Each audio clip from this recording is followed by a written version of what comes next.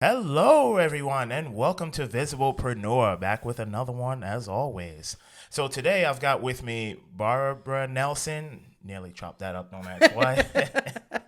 So she is a VA, and I don't mean a veterans assistant. She's actually a virtual assistant, and it's going to be pretty interesting as far as topics, as far as being able to assist, whether it's virtually through all out through business culture, and yeah. So tell us a bit about you. Oh, great. Thank you for having me, Isaiah. I really Oh yeah. appreciate you letting me be here. So, my name is Barb Nelson. I started my business in 2009. I was always working for like small business owners throughout my career. And so I saw a real disconnect between what an owner or manager was able to get done Yeah. and what needed to be done. There was always more work to be done than they were able to do. So in 2009, I started my business with the sole purpose of helping small business owners and managers get those administrative tasks done that they weren't normally able to get to. The average small business owner spends between 8 and 15 hours a week doing administrative tasks when they should be out growing their business, closing the deal, that kind of stuff. Yeah, isn't that always lovely? So that's why we get someone like you to take all of that stuff off our plates, especially the admin work, 'cause that's what Exactly. gets all. Exactly. So what has your experience been like ever since you started the virtual business? I mean, the virtual assistant business. What's your been your experience? As far As as far as just like operating as a business owner, like, tell us your story on how exactly, like, what got you into this? like I said, I grew up in the military, and so my dad was deployed quite a bit when we were kids, and so we always had to help around the house with like chores and grocery shopping and cleaning and that kind of stuff. Yeah. So we weren't used to just sitting around and not doing anything. So as I grew and started working for other people, I would get done with my work, on my jobs and stuff. I would get done with my work, and I'd go to the manager and be like, "Okay, I'm done. What else needs to be done?" And of course, that's every manager's dream, right? Every Yeah. business owner and manager's dream is an employee that's always looking for more to do. Oh yeah. So, and again, that's when I saw the disconnect. So I started my business and started reaching out to other small business owners and started networking with other small business owners. And I do a variety of tasks. I'm like a generalist. I know there are a lot of virtual assistants out there that niche down to like one particular thing that they do, but I'm a generalist, so I'll do a little bit of anything, and that's data entry. That's your customer relationship management, your CRMs, accounts payable, accounts receivable, your bookkeeping. Now I'm not an accountant, but I can do the bookkeeping and get it ready for your accountant. All right. I do some social media stuff. Right now I have a girl working with me, Kimmy. She's amazing. She's also a graphic designer. So we can design some of the graphics and stuff for other small businesses for their social media posts. And then we also will design the content and the verbiage. So not only do we have the picture that we're putting together for them, but we also put together, what's actually being said about that picture or for that picture and put it out. And then we also help with engagement on social media as well. Oh yeah, that's interesting. So you basically, like you said, you do a little bit of everything. What was it? Now keep in mind that she doesn't do taxes. So Right. for those that are looking for tax expert, wrong person for that. But I do know people, so Yeah, I can exactly. help with that too. Exactly, the power of networking. So, in your experience, since that you've had to hire different people for different tasks, uh, what was the process that you've went through to overcome the challenge? Like once you started growing in business. Yeah, and just like any other business owner, releasing that was the hardest thing for me. Delegating the tasks that needed to be done to somebody else because like any other business owner, my business is my baby. I've grown that from the ground up. Yeah. And so like relinquishing some of that is very difficult, and I know firsthand how difficult that is because I did that this year. Within the last year, I've brought on 3 people to help me with my business. And the first one I was really lucky with because I know her personally, and she had just come to me and she's like, "Look, I'm looking for some extra money. Would you be interested?" And I said, "Possibly," because like I said, I knew her personally. I know the work that she does. Yeah. I knew that she was also a small business owner, so she gets it. So that one was pretty easy, although I still kind of like hovered over her a little bit in the beginning. I'm getting better about that now. I normally just touch in once a week with her. But the other 2, I belong to a virtual assistant network on Facebook. Oh, didn't even know they had that. Wow. Yeah, it's like a group, networking group over via Facebook. And so with the other 2 assistants that I've hired, I actually reached out, on the networking group and basically said, "Okay, this is what I'm looking for. I'm looking to hire somebody. This is what the job entails." And private message me your resume or your portfolio or whatever. And so then it was a matter of just like any other job applicant going through all those portfolios and interviewing and just truly trying to find the one that the ones that I thought I could get along with and I thought I could work well with. And I've been very fortunate. I just hired on a certified bookkeeper through QuickBooks, and right. she's based out of New York. So, but I've had Zoom meetings with her, and she and I seem to get along really well.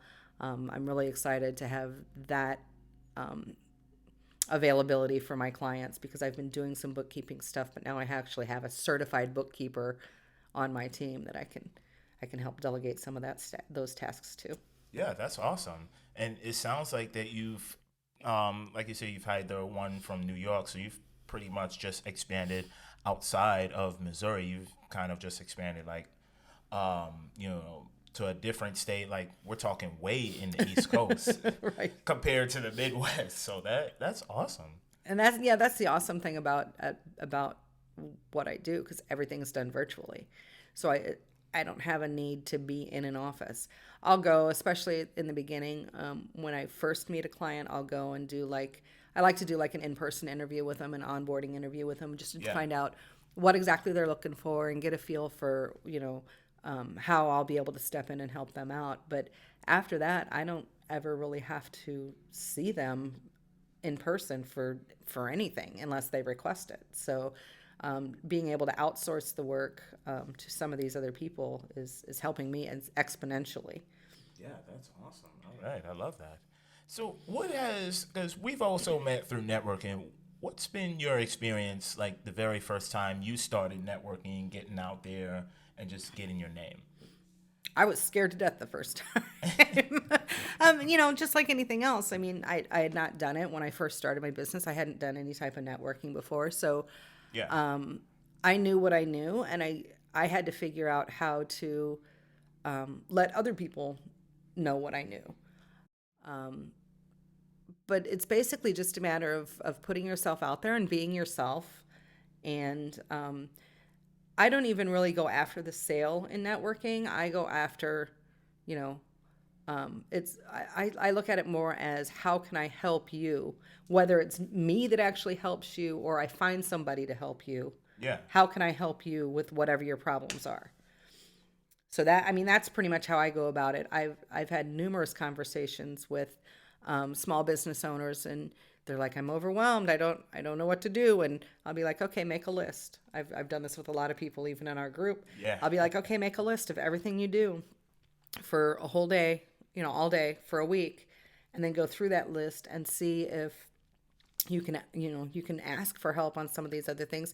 And it might be that you're asking family for help. If it's you're overwhelmed at home, have the husband help with the laundry or have the wife help with the laundry or the kids so it's not even really about selling myself. It's more about helping them find peace in how they can make more time for themselves.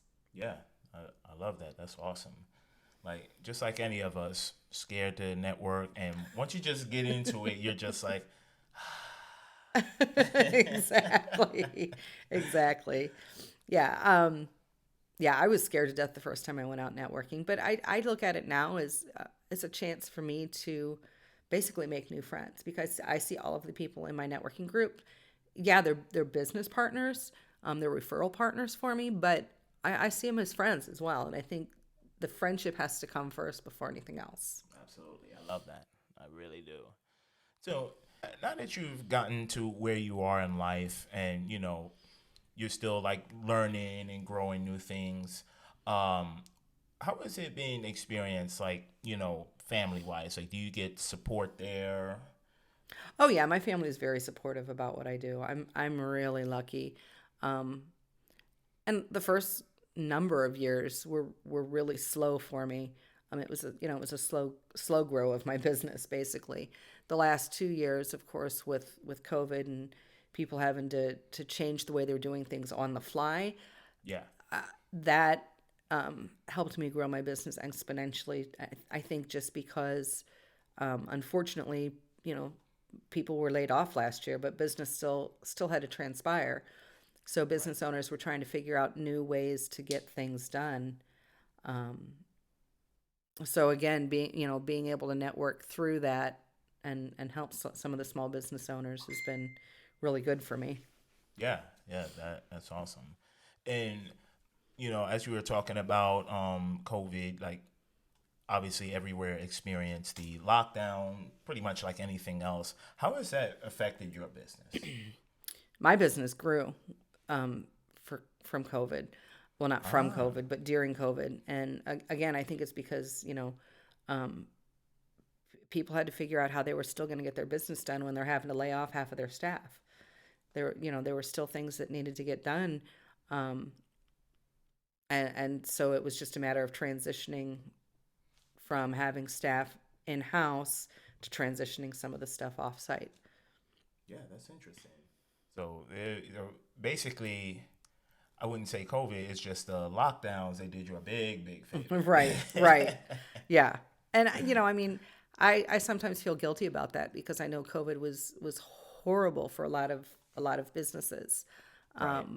So sometimes I feel guilty saying that. It was really good for me, for my business. And it's just one of those things, I guess, that it is what it is. I mean, it just kind of worked out that way for me. Yeah, and with that, basically, you found that pivotal point in order for you to grow, and this just happens to be one of them. 'Cause Correct. one of the things that I say is that the lockdown would have done one of two things for you. It'll either just shut you down completely, or it'll force you to pivot, change, and grow. And Exactly. you've done exactly that. Yeah. Well, and I know, I mean, all businesses had to pivot and change. We just didn't have a choice in the matter. If you wanted to keep your business, you had to pivot and change. You had to find a way to make things work, and it was going to be different than what we were used to. But I don't necessarily think that the lockdown was necessarily a bad thing because I think it made people reevaluate what's truly important and reevaluate some of the things that they were doing that they thought they had to do that they realized maybe not so much. Yeah, Maybe this is something that I don't want to bring back when we go back to normal. So I think that helped in a lot of ways too. right. Yeah, no, I agree with you there. So now, I definitely wanted to ask this because since you've basically just experienced another way of life, not just in business, in personal life, because you've carried a military background.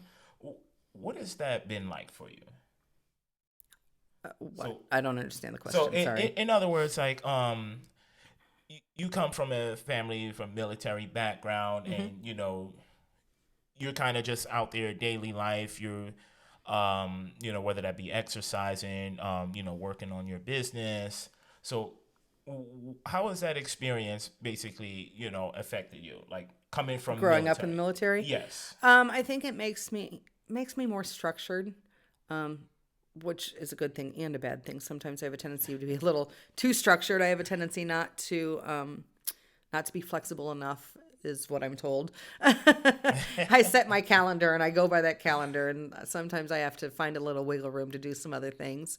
So I think that really helped in the fact that, I'm really structured in my day-to-day routine, and not being afraid to really step outside my comfort zone, because in the military we moved every 3 years. We were making new friends every 3 years, whether we wanted to or not, which as a kid I hated. But looking back as an adult, I feel very fortunate, because I know there's a lot of kids out there that don't get that opportunity to see what we saw. Yeah. But it also so I'm more apt to say, okay, I'm not comfortable doing this, but I'm going to do it anyway, because I know I'll get through it one way or another. So I think those are the two biggest things that growing up in the military has helped me with. Yeah, and definitely have to say thank you for your service. Well, it wasn't me. My dad was in the Navy. All right. Well, we thank him for his service. Exactly. So now that you've traveled so many places, did you get also the travel bug, what I like to call it? Like, you just want to explore mountains, the beach, the sea. Yes, and it's funny because up until about 7 years ago, I was moving like constantly, every 3-4 years. Even if it was within the same city, Yeah. I would move, the next complex over, or the next apartment complex, or the next, house rental or whatever. I would get antsy. The same four walls all the time would just kind of make me start getting antsy. So, yeah, so we bought our house about 7 years ago, and I'm always wanting to do something different with it. We remodeled the basement 2 years ago or 3 years ago, and then we built a garage. And so I'm always looking for changes, and my boyfriend's like, stop. You need to stop. But we do travel as well. We own a timeshare, so we go kind of all over the place. Oh, so you don't just own your virtual assistant, you own multiple business. Tell us what that experience has been like for you. Hectic, chaotic, stressful. I'm very fortunate because Mark, my boyfriend, is also my business partner. And so That's awesome.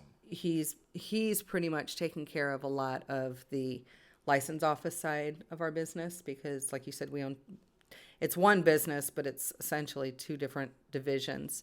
And I typically take care of like the administrative division, which is, helping small business owners with their administrative work. And he's been taking care of the license office division. We own and operate 5 license offices for the state of Missouri. Wow. And so yeah, I've been very fortunate because he's taken on most of that. He's getting ready to retire, however, and is starting to train me on that, and that can be a little overwhelming at times. Well, just don't be afraid to delegate some of the work to different staff. Oh, yeah. You already know, yeah. Yeah, we're fortunate because our managers are amazing. We've got an amazing management staff in each of our offices. And so we don't have to necessarily be there on a day-to-day basis. Yeah. As long as, they reach out to us when they need something, and then we'll jump in at that point in time. So, yeah, we're lucky there. All right. Yeah, that's awesome. So I could definitely see you once your boyfriend retires, and I guess if you have any plans for retirement, then you'll probably be sitting on a nice beach house with a martini and trying to have his drink. I got a lot of years before that happens. Hey, but you never know. You don't know where things could potentially take you. So. Well, that's true. I don't see it happening for a lot of years. Let's put it that way. All right. There's nothing wrong with that. It's basically you're just keeping your brain active. Right. Is what I'm saying. So like, also, I'm gonna also guess that you listen to a lot of books, read a lot of stuff, podcasts, and you also have a podcast yourself. So tell us about that. So yeah, my podcast basically is tips and tricks for small business owners, things to help them get through. I know one of the episodes is 11 ways to add hours to your day. And who doesn't need that, right, as a business owner? Absolutely. Yeah. So it's basically, small tips and tricks to get yourself through the day as a business owner. And like different ways a virtual assistant can possibly help you in that. Yeah. So yeah, that's what that is. All right. That's awesome. This was definitely wonderful to know. I'm also getting ready to start a course training people how to become virtual assistants. So those people that are out there that are looking for something, wanting to start their own business as a virtual assistant, I'm getting ready to start a course to basically walk them through that from concept to launch. Oh, all right. Yeah. So there's going to be a lot to learn from when that course drops. So be on the lookout for it. So yeah. All right, that's awesome. So last question I wanted to ask is, how does someone get in contact with you? Because you never know who needs a virtual assistant, and especially, upcoming business owner. So how does someone get in contact with you? Well, I am on Facebook, LinkedIn. You can contact me on Messenger on both of those. You can email me at barb@beaconvirtualassistants.com. It's ASSISTANTS.com. Or you can call me at 314-650-9784. All right, that's awesome. Love it. So thank you for being on the show. Well, thank you for having me. I really appreciate it. Oh yeah, absolutely. This was a lot of fun, and for those that's watching visually, if technology allows it to be, I'm sure it will. So don't forget to like our Facebook page, subscribe to our YouTube channel, and check us out on Anchor. We're also on different platforms like Apple Podcasts. Obviously, Anchor is one of them, and Spotify. There's a few others that I still can't name off the top of my head, and I always keep saying that I'll get it on there one day. So thank you so much for listening to this episode, and take care. Bye, guys.